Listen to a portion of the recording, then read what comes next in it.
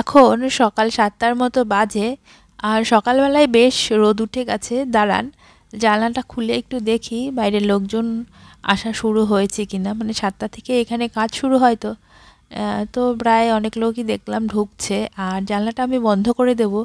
সকাল সকালই দেখলাম ভালোই রোদ। নমস্কার, কেমন আছেন সবাই? আশা করি সবাই খুব ভালো আছেন, সুস্থ আছেন। আমি কৃষ্ণা, কম্বোডিয়ার আজকের আরেকটি নতুন ব্লগে আপনাদের সবাইকে জানাই অনেক স্বাগত। চলুন তাহলে আজকের ব্লগটা শুরু করি। আজকে সকাল সকালই আমি রান্না বসাবো, কারণ আমরা আজকে একটা জায়গায় যাব, মানে ওমের একটা স্কুল দেখতে যাব। তো এই যে ফ্রিজ থেকে কিছু ফ্রুটস বার করে রেখেছি যাতে ফ্রুটসগুলো নর্মাল টেম্পারেচারে আসে আর ওম খেতে পারে। তো কালকে রাত্রেই আমি বিরিয়ানিটা ম্যারিনেটেড করে রেখেছিলাম, মানে চিকেনটা আর কি, বিরিয়ানি বানাবো বলে। তো এখানে অনেকটাই চিকেন আছে, আমাদের তিনজনের জন্য না, আসলে একজন ফ্রেন্ড এসছে ওমের বাবার ব্যাংকক থেকে, তো তার জন্যই রান্না হচ্ছে। মানে আমরা তিনজনের জন্য, তিনজন তো খাবোই আর উনিও খাবেন। তো এই যে ওনারা আবার এখানকার লোকেরা দেখি সবজিতে আলু বা আলু খায় না, আর আমরা বাঙালি মানুষ, আমাদের আবার রবিবারে চিকেনের ঝোলে একটু আলু লাগে, বিরিয়ানিতে তো আলু ছাড়া আমরা ভাবতেই পারি না। তো এই আলুটা আমাদের জন্যই, ওনাদের ইচ্ছে হলে খাবে, না হলে না। তো এই যে আমি একটু ঝটপট করে, মানে তাড়াতাড়ি করা যায় যেই পদ্ধতিতে, সেইটাই অ্যাপ্লাই করছি। এবার আলুগুলোতে একটু নুন হলুদ মাখিয়ে রাখি, মাংসটা একটু হওয়া হলেই পরে আলুটা মিশিয়ে দেব। তো এই দিকে আমি রান্না করব আর ওই দিকে আমি রেডি হব। ওই যে বললাম আজকে ওমকে নিয়ে একটা স্কুল দেখতে যাব, দুটো তিনটে স্কুল দেখার কথা আছে, এবার দেখা যাক কতটা কি দেখতে পারি। আর এদিকে আমি আমার ওই যে ইজি ব্রেকফাস্টটা একটু ভিজিয়ে নিলাম, দেখে মনে হচ্ছে অনেকটা জল, একটু পরে জলটা আবার সব টেনে নেবে। এদিকে ছেলে আমার ঘুমোচ্ছে, তো ও ঘুমোতে আমি যতটা পারি এদিকে আগিয়ে নিই।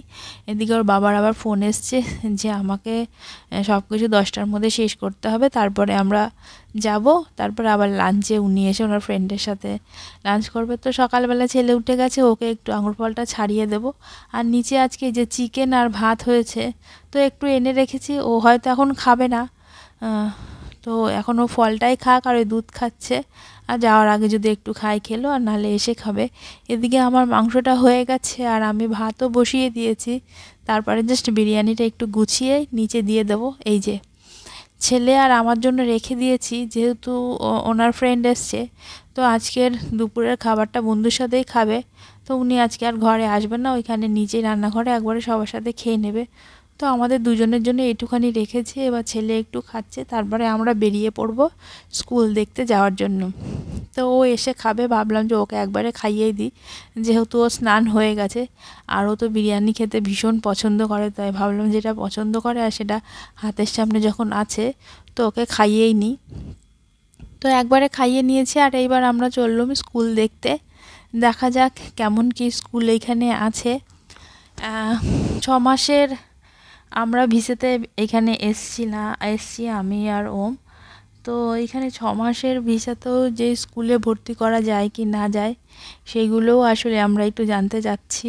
আর আমরা যা জানবো সেটা তো আপনাদের সাথেই শেয়ার করব। আসলে এখানে ওয়ার্কিং ভিসা মানে এসে পায়, তো আমরা একটা এখান থেকে অফিস থেকে একটা 6 মান্থের ভিসা দিয়েছে, তো তারপরে এইখানে এসে সেটা এক্সটেনশন করানো হবে। তো অফিস থেকে কিছু স্কুলের নাম ওরা রেকমেন্ড করেছে, যেগুলো ইন্টারন্যাশনাল স্কুল। তো আমরা সেখানেই যাচ্ছি। বাইরে যেতে যেতে বেশ কড়া রোদ, কিন্তু সেই রোদের মধ্যেও বাইরেটা ভীষণ আমার দেখতে ভালো লাগে। আমি যখনই গাড়িটায় বাইরেই তাকিয়ে থাকি, কারণ এত সুন্দর সবুজ থাকে। আর আমি এখানে একটা জিনিস লক্ষ্য করেছি, প্রত্যেকটা বাড়ির সামনেই কিছু না কিছু দোকান থাকে, মানে এইখানে যারাই থাকেন না কেন তাদের পেছনে ওনারা থাকে, আর সামনে কিছু না কিছু দোকান করেছে। তো এই কথায় কথায় চলে এলাম এই যে আমরা স্কুলে। এখন দেখা যাক যাই ভেতরে কি কেমন আছে। আজকে একবারে দুটো তিনটে স্কুল দেখার প্ল্যান আছে, তবে কতদূর কি আছে জানি না।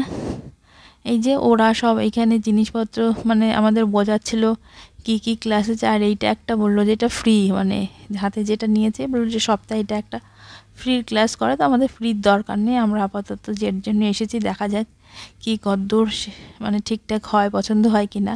এদিকে আবার ওমকে একটু অন্য দেশের মানুষ দেখে এখানকার কিছু বাচ্চারা ওকে ঘুরে ঘুরে দেখছে, ওর সাথে বন্ধুত্ব করতে আসছে।